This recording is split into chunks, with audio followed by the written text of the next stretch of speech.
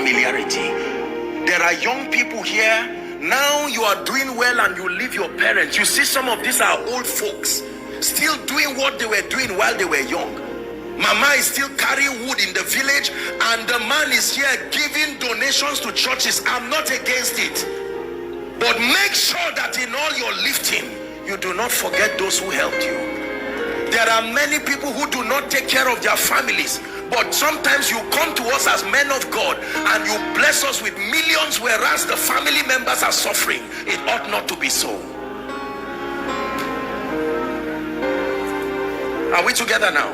Yes, sir.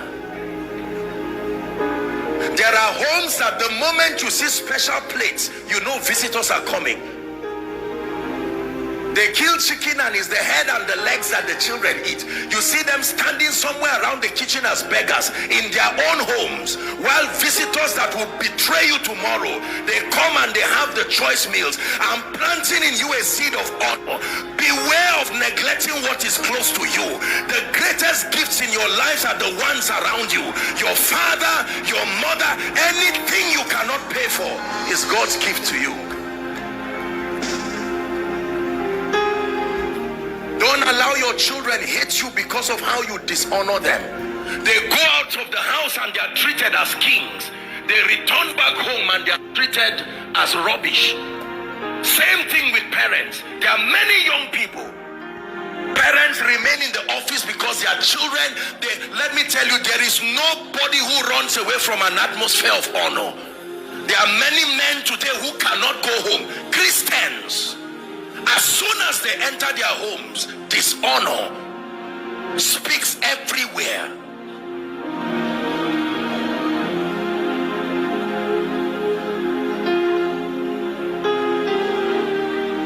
There are churches that dishonor their pastors, dishonor their men of God. I do not know any assembly where the man of God will not excel, knowing that his people love him sincerely. Not something you qualified for. Apostle Goodheart, thank you for being my pastor. I love you. That you can truly, he knows how comforting it will be. You can be serving in the church doing things, but your heart is sincerely not there. We're talking of a genuine connection. Let me therefore propose a few things to you as I attempt to round up. Number one, you must make a covenant with yourself and your life and your destiny, that for as long as you are planted in this assembly under God, make it a point of duty that you will stand and you will die with your pastor. Make it a point of duty that you will see to it that as he follows Christ, you are giving him the best of your support and everything. Extend that same mentality to your boss. Extend that same mentality to your children. Can I tell you this? There are many young people today who hate their parents because the parents never believed in them. They went elsewhere. Your father is not the person who gave birth to you. Your father is the person who believed in you enough to invest. Maybe this is a word that God is giving a few parents. Be careful. The words you use on your children, the way you tear them down. Someday the sun will go down.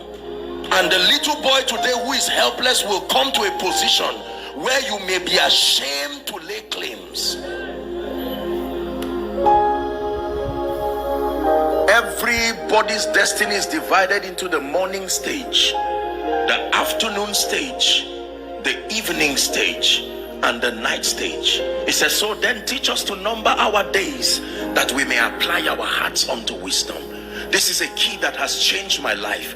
I'm honored today to be part of the life. This is why I'm sent to the body of Christ. You do not know what joy it gives me. Do you know, aside from being a man of God, my greatest personal legacy as a human being is to be one who lived his life loving the Lord and sincerely being a shoulder for many people.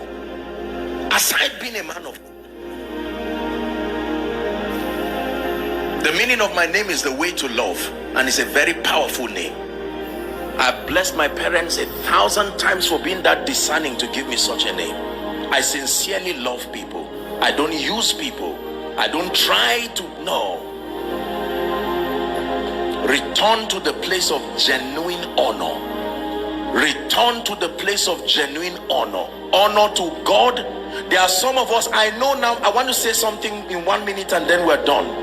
There are many of us here who, even though we are a congregation, the truth is, I want to tell you an uncomfortable truth. From a sociological standpoint, from a spiritual standpoint, even though this is logic, and by extension whatever church listening and following and the body of Christ, I want to bring you to a sincere realization that you are not all the same. That is the honest truth. From a standpoint of sacrifice, from a standpoint of achievement, you are not all the same, and there must be a system. I'm not trying to teach stratification. Yes, we are all equal before God, but if that statement is not balanced, it will lead to a lot of dishonor. I found out that the reason why many blessed and wealthy people do not come to church is that there is a track record of dishonor. Their sacrifices are trivialized in the name of creating a unified platform to bless people. Jesus did not hide his honor for noble people. Zacchaeus, come down, I've changed, I'm going to your house. And because of that one sacrifice, many people were forgiven. The centurion, you are a man under authority, I respect you, I don't need to come to your house, I will speak the word.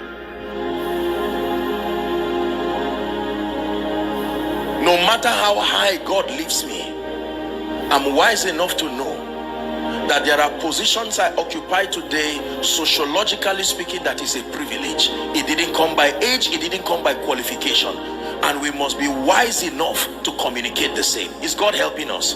So there are many of us that God will bring us into places where from a physical standpoint we should not be there. Don't abuse that access. When God gives you access to the ears, the hearts, the hands of kings and nobles, do not trivialize it. One time I was going to pray for a first-class traditional ruler in this nation, and when I got there, there are these people, I don't know what they call them, the ones who hold whip and ensure compliance, those guys there. And I was going to the palace, and you don't enter the palace with your shoes, you know that, right? But the man said no. He said enter, and the people were surprised. I said no sir, please let me take off my shoes. He said no, I am king. I said enter. But if I'm going to see him another day and I now buckle my shoes and just jump in, no, I will not abuse that access. Can I tell you this? Every time a man shows you uncommon access, make sure you send back a message that makes him know, I recognize this is a privilege and I do not take it for granted. I guarantee you, do that and you have secured his fear. That fear of, if I give you greater access, would you abuse it? If you let them know that you are aware that you will never abuse it, then you will see more of them. These are the keys of the kingdom that we do business with.